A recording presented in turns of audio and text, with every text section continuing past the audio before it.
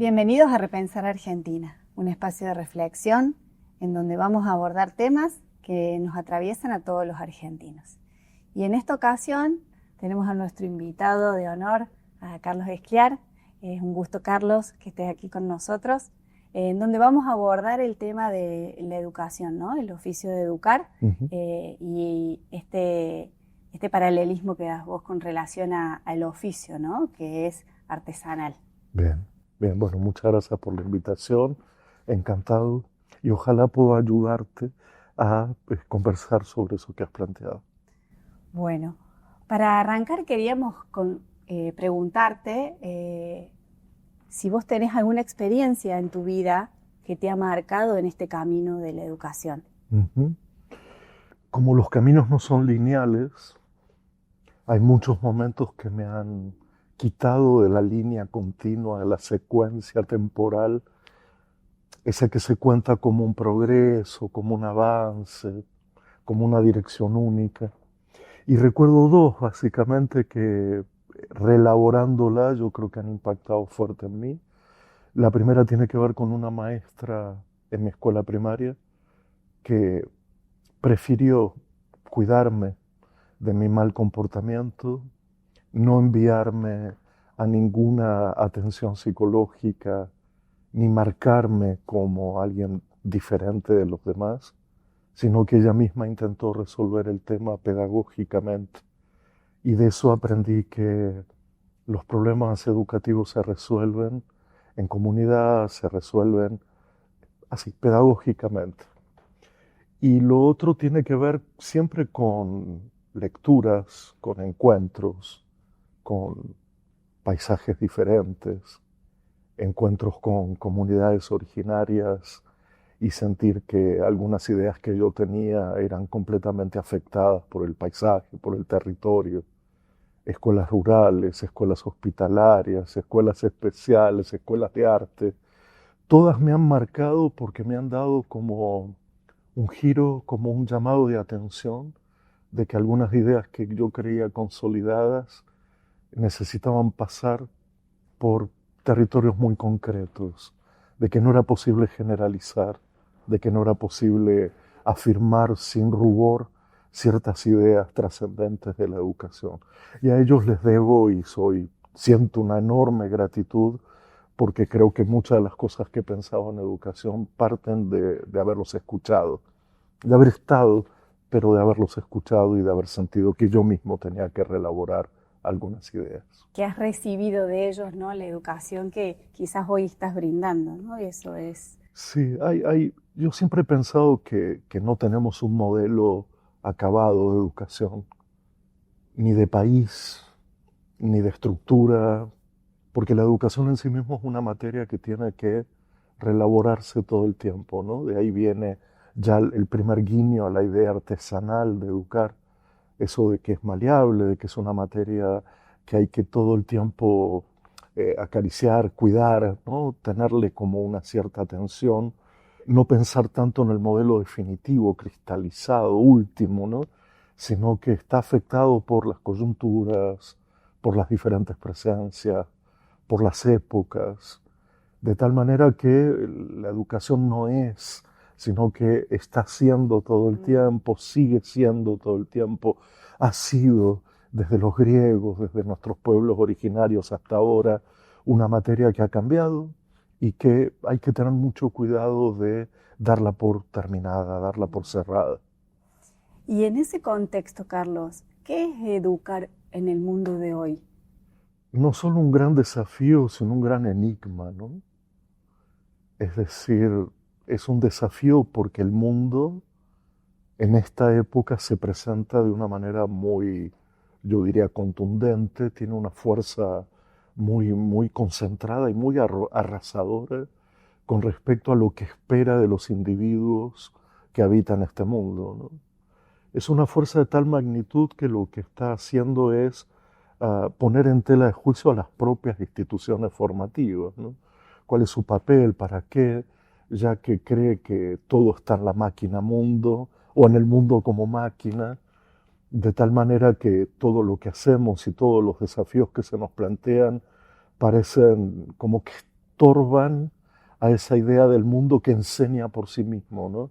Que indica por sí mismo, que obliga a una suerte de adaptación, a una exigencia de competencias, habilidades, competitividad, triunfalismo, exitismo, que me parece que es justamente lo opuesto a lo que considero hacen o deberían hacer las instituciones educativas, que siempre tener como centro de su proyecto a la comunidad y no al individuo. Ujú. Ahí yo sé que se escuchará esto de una manera rara, como que no nos importan las personas o los seres individuales, sí, nos importan los efectos que produce, pero creo que el gran desafío hoy es volver a crear comunidad y no tanto preparar a los individuos para ese mundo que tiene todo dispuesto para repetir la desigualdad.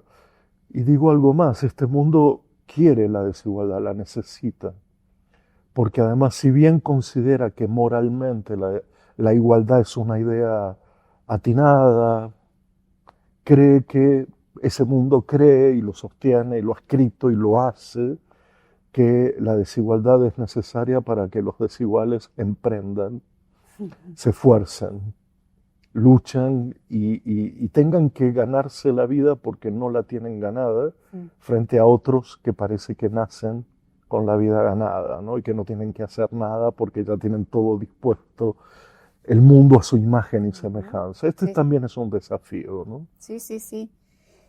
Hablando de esto, ¿no? De este mundo que vivimos nosotros hoy, en esta estandarización que pareciera que da lo mismo, ¿no? Vivir acá en Argentina que vivir en la otra parte del mundo.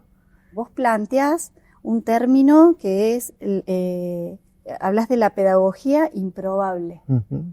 ¿Qué es para vos la pedagogía y cómo atiende a las diferencias? Bueno, eso fue como una especie de título que iluminó o oscureció, no lo sé, una parte de mi trabajo en los 2001-2002, donde se cristalizó en un libro llamado ¿Y si el otro no estuviera ahí? Pedagogía improbable de la diferencia, donde yo alertaba, por un lado, sobre la creciente homogeneidad de los programas, de los proyectos, esa idea de un alumno o de un estudiante único, regular, que no planteara dificultades a la hora de imaginarlo frente a un contenido, frente a unas ciertas prácticas, pero por otro lado alertaba sobre el subjetivismo creciente, es decir, creer que en el centro siempre tiene que estar el individuo y su identidad particular. Me movía en ese escenario, ¿no? Por eso era improbable, porque no sabía cómo armar este rompecabezas entre lo general y lo particular, que creo que es el problema histórico de cualquier pedagogía, que es cómo armoniza, ¿no? Cómo pone en orden, para decirlo de algún modo, lo común y las diferencias, ¿no? O la igualdad y las diferencias, siempre puestas en contraposición. Y a mí me parecía que una composición posible sería que la enseñanza se dirigiese a todo el mundo, es decir, que la diferencia no partiese de la enseñanza y que la produjese como efectos individuales y singulares, lo que me parece obvio y evidente, que es que delante de un contenido, una lectura, una práctica, una actividad, etc., cada individuo produce un reflejo particular, ¿no? Le ha costado mucho en la historia de la educación, a la pedagogía, componer esta idea de le enseño a todos, pero aprende cada uno, ¿no? Uh-huh. Porque sobre el aprendizaje, en una época como esta, que hipervalora una idea de aprendizaje un poco falsa, todo se concentra en homogeneizar lo particular y en particularizar lo general, de tal manera que estamos en una confusión un poquito difícil de volver a componer. Es esto en parte. Ahora, diferencias para mí son todas, es decir, es un escenario en el cual yo hoy utilizaría la expresión multiplicidad de mundos, de vidas, de biografías, de formas de estar, de formas de ser, que ya componen el mundo. Alguien dijo alguna vez que entrar a la educación es entrar a la multiplicidad como el gran valor, la gran virtud. Es decir, salir de lo personal, de lo particular, de lo familiar, de eso, de lo personal, de lo privado, y entrar al mundo de lo múltiple, que este mundo, por otro lado, combate todo el tiempo, ¿no? Como si solo tuviera que haber alguna voz cantante, pero la multiplicidad salta a la vista, desborda todo el tiempo. Y es eso lo que yo quisiera reflejar, ¿no? La entrada a la multiplicidad. Quizá si todos tuviéramos esa experiencia desde muy pequeños, de entrar en la multiplicidad, de conocer la multiplicidad, de valorar la multiplicidad, de habitar la multiplicidad, el mundo no estaría tan en guerra, el mundo no estaría tan odioso, tan horroroso como se nos presenta ahora. Creo que los educadores en general tienen ese perfil, ¿no? Tienen esa mirada de multiplicidad que también podríamos llamarlo servicio al otro. Sí. Y que no es tan fácil encontrar, ¿no?, en otros oficios hoy. Hay un pedagogo que se llama Gregorio Luri, no sé si lo conoces, habla de que nosotros somos agricultores de nuestra propia vida. Y vos, en un paralelismo, digamos, en el caso de los educadores y de los docentes, decís que son artesanos, ¿no? ¿Qué podrías decirnos en esto de que estamos hablando de que la educación, digamos, debería ser igual para todos, pero arrancaste diciéndonos de que hay una maestra que te miró a vos de manera individual, sí, y que te acompañó durante todo un camino? Tengo miedo con esos ejemplos de generalizarlos, porque pareciera ser que dependiese de qué maestro te ha tocado en la vida, así será, ¿no? La huella o las marcas o el destino. Y me gustaría ponerlo en términos más colectivos. A diferencia de otros oficios, el oficio educador no es un oficio individual. Salvo, yo diría, en disciplinas particulares, en disciplinas más corporales, más cercanas. Pero en general nuestro oficio es colectivo, es decir, abraza razones, argumentos, formas de ser, que no deberían depender de virtudes individuales solamente. Siempre digo aquello de que en cuarto A te toca un buen maestro, una buena maestra, pero en cuarto B no, ¿y qué hacemos, no? Entonces creo que hay que tomar esto del oficio en ese sentido. El oficio es colectivo, no es individual, a diferencia de el orfebre, el ebanista, el repostero, la repostera, en fin. Dicho esto, yo creo que en el oficio hay una idea de recuperar, delante de tanta precariedad en la que se encuentran los maestros y las maestras, un sentido de gusto por lo que se hace, en un mundo en el cual la gente no puede decidir qué quiere hacer de su vida, en un mundo que te impone formas de supervivencia, y que desde muy pequeñitos ya hay modelos falsos, ambiguos, hipócritas de a dónde vamos, qué destino tenemos, qué poco destino tenemos. El oficio educativo se debería plantear primero como una mirada hacia adentro nuestro. Tenemos la oportunidad de que nos gusta lo que hacemos, y eso hay que transmitirlo, hay que contarlo, hay que contagiarlo, hay que diseminarlo, aún en la mayor de las precariedades y de las injusticias que con nuestro oficio sostenemos lo que debería sostener el Estado, no solo nosotros en lo cotidiano, pero además el oficio de ser colectivo, de que puede mostrar una faceta del mundo con una cierta alegría, con una cierta alma que se pone dentro del trabajo, tiene que ver también con el lenguaje y tiene que ver también con recuperar una forma narrativa de estar en el mundo. Por eso yo lo llamo una artesanía del recomienzo, ¿no?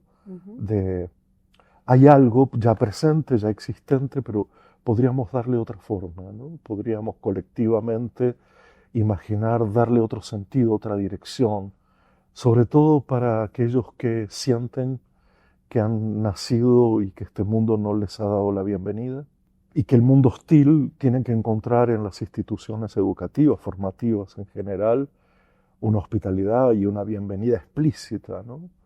Para que entre el nacimiento y el destino haya alguna posibilidad o muchas posibilidades de que la gente pueda contar su vida de otra manera e imaginársela de otra manera. Creo que ahí la educación vuelve a recuperar sentido, ese sentido trascendente, no solo inmanente, no solo del aquí y ahora, que de verdad estamos necesitando con urgencia. ¿Y cuál es el rol que está cumpliendo el docente hoy? De todo. Yo creo que están sobrepasados, yo creo que estamos sobrepasados. Creo que hay algo injusto, que es lo que decía un poquito antes como me decía ayer una maestra, me contaba a partir de una historia de chicos que sienten que no van a tener una larga vida, porque la vida se les juega demasiado rápido, en un límite, en una frontera, donde las decisiones son muy difíciles. Me decía, algunos maestros sentimos lo mismo, ¿no? Que no vamos a tener tanta vida porque las circunstancias están siendo muy complicadas. Entonces yo creo que hay un aumento de la responsabilidad y un aumento de la precariedad que está produciendo un efecto nefasto, no solo hacia adelante, quiero decirte, no solo en que las nuevas generaciones elijan este oficio como una forma de vivir, no solo de sobrevivir, como pasa ahora, sino además hacia atrás, porque se están perdiendo muchas historias, muchas memorias, mucha gente, y creo que estamos en un punto álgido en el cual, si no recuperamos el oficio, pero si además el Estado no se transforma otra vez radicalmente, le tengo miedo a un oficio que se perderá, como tantos otros oficios que se han perdido en la historia, y sobre todo en este mundo que nos distancia de las cosas, de la vida en común, de tocar, de hacer, ¿no? Alguien dijo que estamos ante una transformación crucial de nuestra relación con las cosas del mundo, y yo diría incluso está transformando nuestro ser en el mundo de una manera muy, muy particular. Entonces es el momento de reaccionar. Y creo que hay ejemplos suficientes de que además de este mundo que estamos describiendo, hay otros mundos posibles que habitan este mismo mundo y que lo critican, lo contestan, muestran otras posibilidades, se rebelan y hacen otras cosas. Para terminar, recién hablabas, ¿no?, de esta transformación y bueno, bien sabemos que la inteligencia artificial y las tecnologías nos están, digamos, avasallando, sobre todo a los de nuestra generación. Y no sé si pudiste escuchar la noticia de que en un colegio en Santa Fe había una docente de inteligencia artificial o un maestro de la inteligencia artificial. ¿Qué opinas de eso? ¿Es posible reemplazar un docente en un aula con inteligencia artificial? Bueno, este es un momento tan raro, ¿no? Como para aventurar hacia dónde va el mundo. Me imagino que no. Esto yo recuerdo que en los años 50, un conductista norteamericano famoso, ante las primeras máquinas, decía que el maestro no podía ser reemplazado por una máquina, y si era reemplazado se lo merecía de alguna manera, ¿no? Lo decía de una forma muy violenta, pero al mismo tiempo marcando que no hay chances, ¿no? No hay existía chances. la posibilidad. Claro, pero sí que me ha llamado la atención el nombre que le han puesto a esta maestro, que es Zoe, ¿no? Zoe o Zoe. Porque esas, el vocablo griego para la vida zoológica. Zoe era lo que usaban, a diferencia de bios, los griegos, para designar una vida que nacía y moría sin que valiera la pena, o sin que sea considerada, o sin que su vida tuviera algo que decirnos.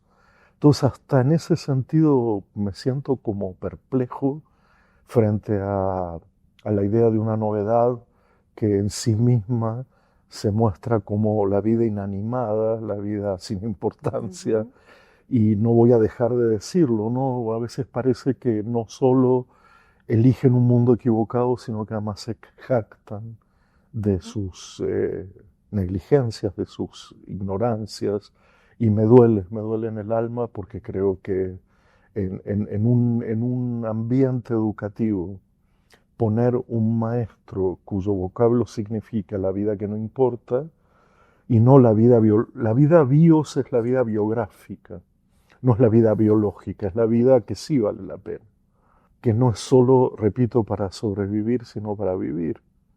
Entonces, No parece que fuera casual. no lo sé, no sabemos si han elegido, pero lo han elegido muy mal, o en todo caso creo que otra vez hay como una especie de perversión o de crueldad en las cosas que se eligen para traer novedades al mundo, que en realidad la educación, y me gustaría también entender esto, ¿no? La educación incorpora todo el tiempo novedades, y hay novedades del futuro, novedades del presente y hay novedades del pasado. A mí lo que me llama la atención es que solo estamos esperando novedades del futuro, que por cierto no las estamos construyendo colectivamente, sino que corresponden a un orden supramundial, tecnológico, económico, político, en el cual no participamos o participamos muy tangencialmente. De tal manera que yo siempre repito la idea de que el pasado está lleno de novedades y que la escuela tiene que trabajar sobre esa memoria de lo que han hecho miles de hombres y mujeres en la humanidad, y que su sentido está en el presente. Cuando tanto la invención del futuro como el sentido está adelante, parecía como que la vida en sí misma no tuviera ningún valor, ¿no? Y yo creo que la escuela no solo prepara para la vida futura, sino que es la vida en sí misma la que está en juego allí. Este pedagogo, Luri, español, hace mención de que para él la inteligencia es cuando uno aprende a mirar al otro. ¿Qué opinas de la inteligencia? ¿Qué es para vos la inteligencia? No lo sé, no lo tengo claro, como que uno ha leído tantas definiciones desde adaptativas, ¿no? La inteligencia como capacidad de adaptarse al medio. Hoy uno llega a decir esto y es un poco ofensivo, ¿no? Un ser adaptado parece ser un ser inocuo, un ser indefenso, un ser que no tiene voluntad propia. Capacidades de superación, capacidades de entender. Yo no lo sé, y lo de las inteligencias múltiples me mareó definitivamente en su momento. Necesitaremos una definición de inteligencia. Sí entiendo la ética en ese sentido, como esa responsabilidad que tenemos frente a cualquiera, más cuando asumimos una responsabilidad como la de educar. Si la inteligencia fuese responder a esa mirada del otro, a ese rostro, bueno, adelante. Pero me gustaría más pensarlo en términos de una inteligencia que ayuda, una inteligencia que conmueve, una inteligencia que se brinda. Me gustaría más pensar en un atributo de generosidad, de solidaridad, de responsabilidad, más que en un atributo personal o individual que pueda ser clasificado. Hermoso, hermoso. Bueno, para cerrar, primero agradecerte, Carlos, esta conversación, la cual nos enriquece muchísimo, ¿no?, a todos nosotros y a toda la comunidad que nos está viendo. Y por último, pedirte unas palabras para aquellas maestras, maestros, docentes, educadores, en el contexto actual que estamos viviendo, que como lo decías vos es un momento difícil. ¿Qué decirles a ellos, ¿no?, para que no pierdan esa esperanza? Para que no la pierdan ni la esperen, ¿no? Que hagan protagonismo. Yo sé que en general maestras y maestros son, en términos generales, ¿no?, son muy creyentes, ponen mucho el cuerpo, sostienen, acompañan, cuidan, enseñan, protegen. Pero se están acabando las fuerzas, entonces yo podría redoblar un poco esta idea de aportarle fuerzas que no se tienen y pensar la esperanza en términos más pequeñitos, más de hacer en lo cotidiano lo que el mundo ha dejado de hacer, pero no cesar en el pedido de mejores condiciones de trabajo, de que así no se puede trabajar, de que no se puede sostener por voluntarismo. No alcanza el voluntarismo. Lo que alcanza es que las comunidades despierten y que los proyectos colectivos contesten la crueldad, la indiferencia y el desaliento. Y que eso se encuentra siempre a los lados. La esperanza siempre ha sido como una espera hacia adelante que nos quita esa fuerza y esa voluntad, ¿no? Hay que esperar que algo pase. Hagamos la esperanza, decíamos, ¿no? Hagámosla con la indignación que sentimos, con la ira, con el enojo y también con una cierta forma de alegría de ser lo que somos. Muchísimas gracias, Carlos. A vos.